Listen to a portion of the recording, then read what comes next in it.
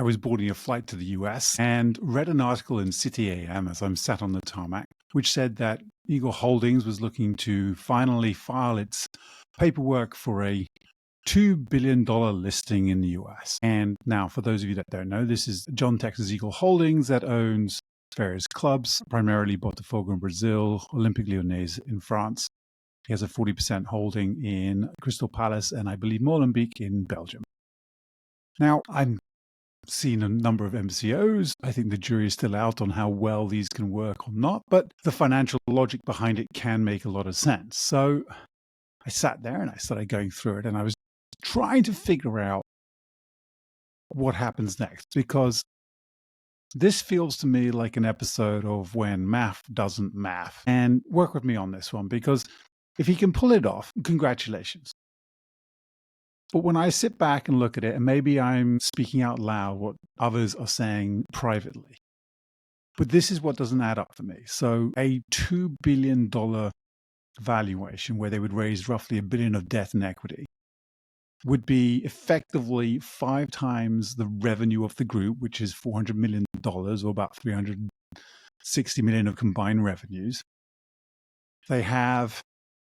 You can't consolidate the numbers from Crystal Palace because it's not over 50%, so only 40% in Crystal Palace means it can't be consolidated, so those numbers aren't thrown in. They have, from what I can tell, there's a debt of about 800 million. I call it more like 760 million between the financial debt, the player transfers that they owe out compared to the transfers that are owed in. And it's a very full 5 times revenue multiple for something that has almost twice as much debt as it does revenue.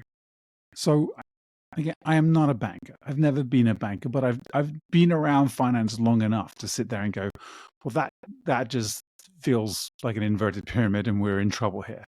So I'm struggling with it. You then go into some of the other things that are going on in the group. And obviously the DNCG in France has said that the club has a provisional relegation to Division 2. It unfortunately missed out on Champions League football and is now in a Conference League qualifier position in France. So even if they get into Europe, it's in the lowest format, which doesn't generate a lot of revenue. And as a Chelsea fan, I can understand what that means from a financial perspective. So you've got issues in France. You've got issues with the regulators. You've got some great brands and some great clubs. You've got a lot of financial debt. You owe out roughly 100 million more than is owed in transfers. On an operating basis, your clubs are obviously loss-making, but that's regular in football. That's a normal thing. And whilst I don't think it should be a normal thing, it is a normal thing. And effectively, as far as I can tell, you're going to need to make 100 to 150 million of revenue profits from transfers every year for the foreseeable future.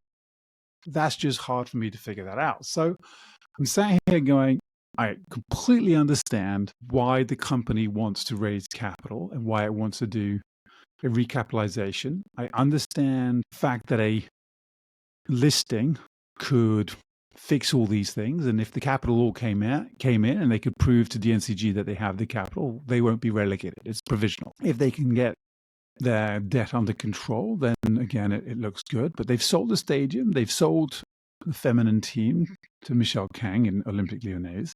So they've sold off some assets. They're looking for a full price. And they might end up with a relegated club, and they might not be able to close on acquiring Crystal Palace to the full extent, right?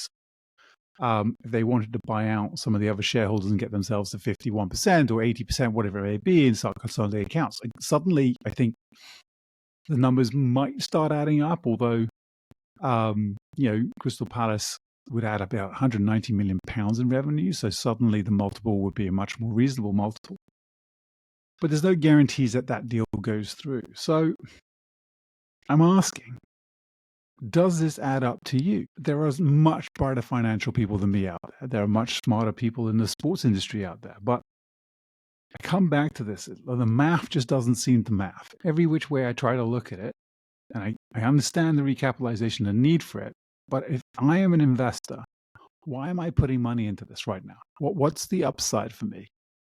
Is it that once I recapitalize it, we can buy Crystal Palace, the DNCG back off, and suddenly I've got top flight clubs in France, Brazil, and UK.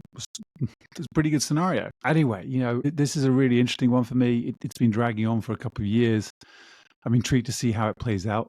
If it does list, I will be absolutely fascinated to see who is an investor in it. I think this is one to watch with bated breath. And, good luck to them, because, I don't want any of those clubs to be in trouble. I don't want John Textor to be in trouble. I want it to work. I want the MCO model to work so that people can see there is another way of doing business, but still to be proven.